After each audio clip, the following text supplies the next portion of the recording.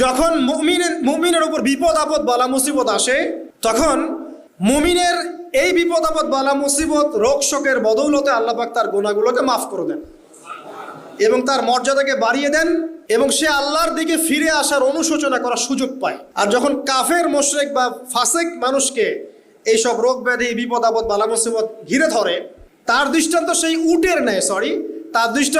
উটের ন্যায় যে উটটাকে তার মালিক বেঁধে রেখেছে, এরপর ছেড়ে দিয়েছে।